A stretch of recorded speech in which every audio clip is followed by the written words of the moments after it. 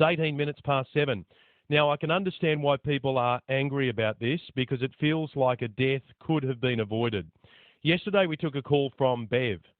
Her daughter, Emily, was killed in a boating accident on Australia Day. Their boat capsized at Penrith Weir on the Nepean. Emily was a mother of 2. And here's the thing that's really upsetting people even more than this young lady passing away. There have been 3 incidents at Penrith Weir in about 2 months. 2 men were rescued in November, and on Sunday a family had to be winched to safety after their boat overturned. It is a dangerous spot. There are meant to be yellow buoys warning people about the weir. And previously there were warning signs. However, they've been washed away and not replaced. Here's Bev yesterday. My daughter, my family of 5, went out to celebrate Australia Day last week.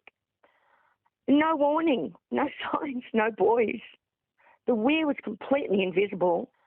The locals have been lobbying for ages, put the buoys back, because anyone that's not a local has no idea there's a weir just there. That was Bev's call yesterday. We don't know why the buoys weren't there. We don't know why the warning signs weren't there. But we know a young mother is now deceased. Kevin Anderson is the Minister for Land and Water. He's on the line. Minister, good morning to you. Good morning, Ben. What would you like to say to Bev before we go through some of the detail? Yeah, look, firstly, my sincere condolences and thoughts go to all those that have been impacted by this tragic death, as well as those that are injured over the last 3 months, where there have been accidents and sadly a death at this location. Can you tell me why the warning signs aren't there anymore? There are a number of buoys that were initially there. There was high river flows on the Nepean River that took those buoys out, dislodged them. And previously, Ben, back in 2021, there was a liner marker buoy which stretched across the weir, and it was damaged in the previous flood. And discussions with Penrith Council, they decided not to replace that liner marker buoy.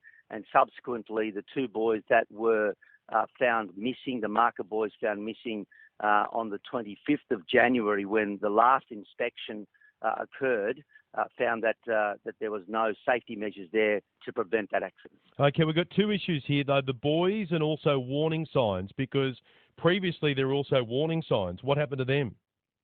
The warning signs are still there. That's my understanding. So photos were sent through to me last night where there are 6-knot speed limits as well as no wash zones. There's a significant signage board around the ramp at the Nepean River there to warn people, obviously, the dangers of being around ramps. And RMS have made sure that signage is there. All right, something to investigate for you. Locals are telling me that there were more warning signs that were washed away more than a year ago, so they probably need to be replaced. And on the buoys, do we know when they were washed away? Because there was obviously heavy flooding in November last year. Is that when they went? No, the inspection of the buoys happens monthly. So on the 27th of November, the buoys were in place when they were inspected. Also on the 22nd of December, they were in place. There was a flood come through on about the 18th of January then, where subsequently on the 25th of January, they were inspected and they were found not to be in place. So immediately, RMS and Water New South Wales set about putting a plan in place to put those buoys back, and 2 buoys were replaced last night. Okay, so that was discovered on January 25, that the buoys weren't there. You say a plan was put in place to immediately replace them, but it wasn't that immediate because this young lady died the following day on Australia Day, and there were no buoys there. Yeah, correct. So the plan put in place to get contractors there was around about February 8, which is next week, but I immediately instructed Water New South Wales to do everything they could to put interim measures in place, and those buoys were replaced yesterday.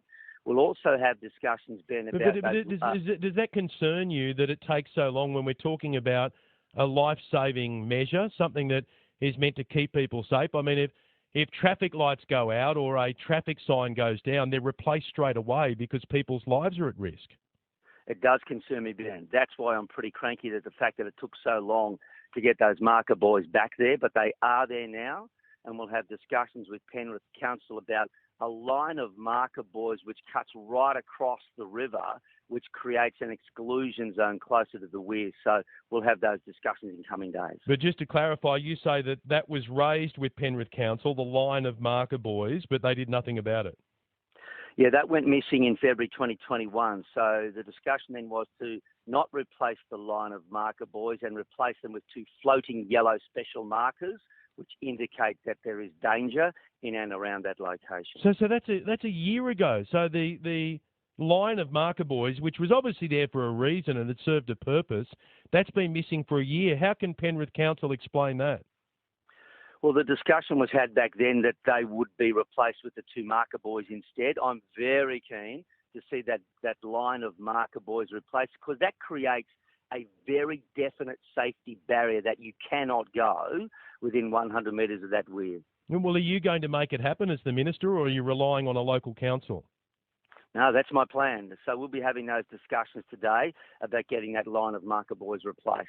And we'll have the discussion if there are any other further safety measures that can be put in place. Minister, I hate to put it so bluntly, but if those measures were in place, Emily may still be alive. It's a tragedy, Ben. Look, I totally agree with you. We've seen a tragic set of circumstances from that first accident on the 14th of November, then Australia Day, and then last Sunday. So those marker buoys should have been replaced immediately, even with temporary buoys like that happened last night, when I instructed Water New South Wales to get a crack on, and we'll put them permanently back in place next Tuesday and have those discussions about a permanent line of marker buoys which will stretch the width of the river. You know, it shouldn't take a devastated mother who's lost her daughter, who was a mother of 2, calling into 2GB for this kind of common sense action to happen. I agree with you, 100%. We appreciate your time. Thanks, Ben. Kevin Anderson, the Minister for Land and Water in New South Wales. I should tell you as well, the buck passing that went on yesterday when that call came through was extraordinary.